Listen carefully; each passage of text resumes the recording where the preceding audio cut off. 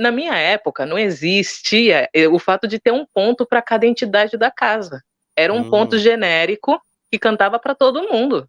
Entendi. E hoje eu vejo muitos assim, não, é porque precisa, ninguém cantou o ponto do meu Exu para ele vir. Então ele não veio. E eu fico assim, ué, como assim?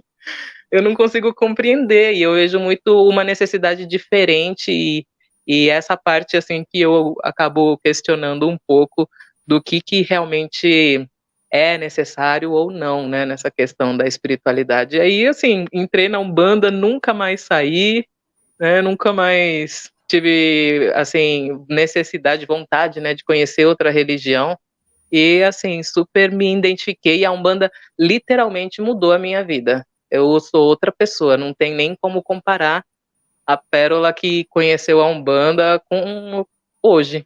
Não Da tem mais hora. ligação nenhuma. Oi, eu já fui em casa de Umbanda, tudo. Acho que eu já fui em tudo que é lugar. Mas eu vejo que agora tem vários tipos de Umbanda. Uhum. É, Tem e aí, muitos tipos de Umbanda. o de vocês esses diferentes ou o tipo clássico? Então, a gente é bem difícil, né, definir os tipos de Umbanda, né, porque a pessoa fica, não, porque a minha Umbanda é a certa, né, tô errada, sempre a Umbanda É, de si é a certa, né, não, porque a Umbanda raiz, a Umbanda verdadeira, eu falo, quer dizer que a outra é falsa, é falsificada, o que acontece? Então, na nossa, a gente tenta explicar que a nossa é uma Umbanda tradicional, onde a gente cultua 7 linhas, então temos Oxalá, Iemanjá, Ogum, Oxóssi, Oxum, Xangô e Ançã. Esses são os orixás do nosso panteão. Apesar de nós incluirmos ali Nanã, Buruquê, Obaluaê, esses orixás eles não são cultuados ostensivamente. Por quê? Porque na nossa raiz, esses orixás não eram cultuados. Então nós respeitamos aquilo que foi ensinado pra lá gente atrás, né? lá atrás, né? Hoje nós conhecemos esses orixás, sabemos da força deles, mas eles ainda não adentraram como tal qual os outros 7 orixás que estão no nosso panteão. E também temos alguns traços de Jurema, por conta do seu Zé, né? Essa Seu figura Zé. do seu Zé, que na verdade o Zé daqui não é o Zé da Lapa, é o Zé da Jurema. Então ele que traz muito essa coisa da Jurema, mas ainda assim ela é bem diferenciada da Jurema. Então você vê que é uma mistura que não tem muito assim, como dizer assim, é um banda X ou é um banda Y. Então a gente tenta explicar mais ou menos por cima como que é a característica para a pessoa ver. Modéstia à parte, muitas pessoas a gente até brinca, eu falo assim, gente, a gente não tem assistência. A gente não tem assistência, porque todo mundo que vem na assistência pede para entrar. Então a gente não tem, todo mundo vem quer virar médio. A gente começou a proibir porque não tem mais espaço para comportar tanto médium. Então a gente começa a deixar fragmentado. Mas agora, durante a pandemia, deu uma limpada de novo ali, então a gente já vamos reestruturar, vamos organizar de novo direitinho. Então é um trabalho assim que eu de verdade eu gosto bastante. Ah, que legal. Que legal. Ó, a Is mandou aqui uma pergunta para você, que a gente vai conversando e já vou pôr uma pergunta da galera. Beleza? Tá bom. E ela perguntou qual a nação que ela cultua. Então, nação, até onde eu sei, é mais do candomblé, né? É mais de uma outra religião que não tem ligação com a Umbanda. Né? A Umbanda, ela, na nossa concepção, até recentemente a gente estava falando a respeito disso, a gente tem uma, vamos dizer assim, uma coincidência, né, com o candomblé, uma irmandade com o candomblé, onde nós acreditamos sim em uma mesma força, no caso, os orixás. Mas ainda assim, a Umbanda não é uma religião que descende do candomblé. Né? A Umbanda é uma religião que abraça vários conhecimentos e que com esses conhecimentos ela consegue assim amparar várias pessoas numa diversidade muito grande. Então a gente não segue muito essa questão de nação, porque isso é mais atrelado lá ao candomblé. Qual que é a diferença do candomblé com a Ubanda? Então a gente, assim, é mais uma questão de crença, né?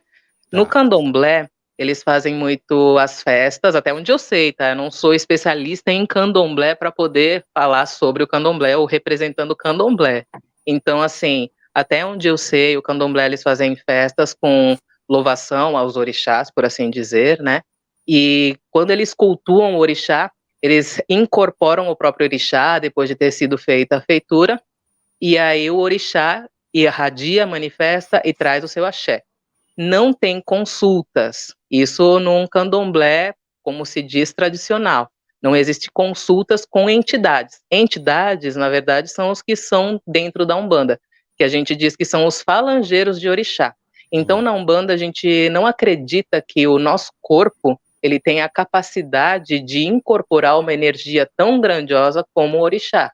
Então, a gente diz assim, eu incorporei a Iemanjá, por exemplo. Eu falo, eu incorporei Iemanjá, mas eu incorporei uma falangeira de Iemanjá, uma cabocla de Iemanjá, uma ondina de Iemanjá, sereia de Iemanjá, porque dependendo da casa eles chamam de um nome diferente.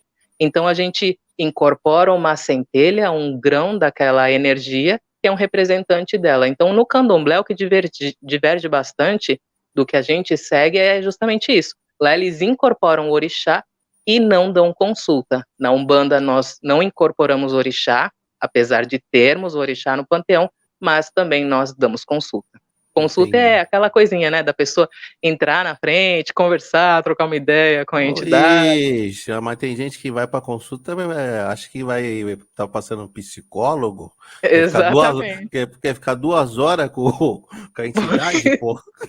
Pois é, teve um caso onde a pessoa vai lá no terreiro e pede para conversar com o Exu na tronqueira, daí ficou lá a gira inteira conversando na frente da casinha de Exu. A gente falou assim, caraca, ela tinha muita coisa para falar, né? Então, o povo conversa mesmo, eles gostam de verdade. Não, e o candomblé, eles fazem coisa com animais, não fazem?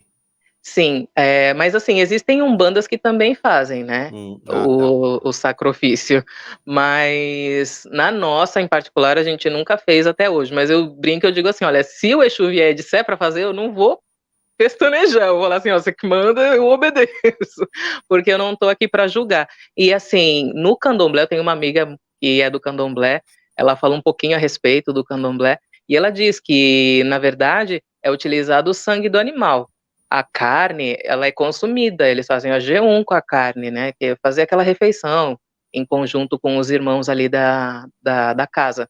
Então, não é assim um ato, vamos dizer assim, nossa, que absurdo, né? Eles utilizam o sangue sim, porém a carne é consumida, é que nem uma carne que a gente, né, vai Normal. consumir na nossa cozinha. Então, não é aquilo que você vê na rua, sabe, que tem aqueles alguidares com aqueles trabalhos e o resto de animal. Inclusive, é ensinado que quando você deixa aquele animal ali para apodrecer, é para você acabar com o axé.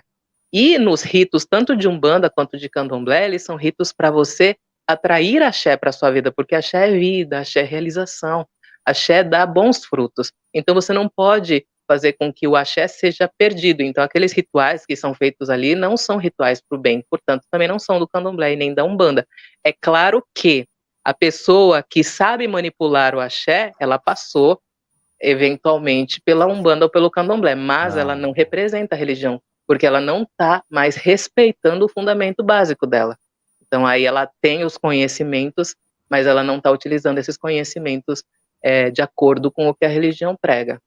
é meio que a pessoa que tá fazendo ali, que a gente vê nos lugares, tá meio que meio que um trabalho particular.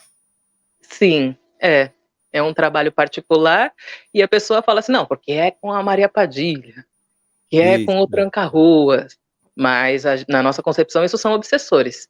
Porque Ah, tá, entendi. Exu de lei, Exu que trabalha tanto na Umbanda, até mesmo em algumas vertentes de Quimbanda, né, eles não compactuam com a infração, no caso, né, de desrespeitar o livre-arbítrio, que é uma das máximas dentro da Umbanda. Então, se tem essa questão de desrespeito ao livre-arbítrio, eles são os primeiros a jogar na nossa cara, né? Por exemplo, eu quero aquele cargo daquele emprego, mas você quer aquele cargo? Você sabe que aquela outra pessoa ocupa aquele cargo? Entende? Então, ele sempre é muito nessa questão de chamar a responsabilidade para si e se conscientizar de que a outra pessoa também existe, de que ela está ali e de que aquilo tem que ser bom para todos indiferente do que seja, não pode ser bom só para uma pessoa em questão. Somos um conjunto. Entendi. Boa, boa. Fala, galera. Curtiu esse corte? Quer receber mais conteúdos assim? Então não se esquece de se inscrever no canal, beleza? Valeu.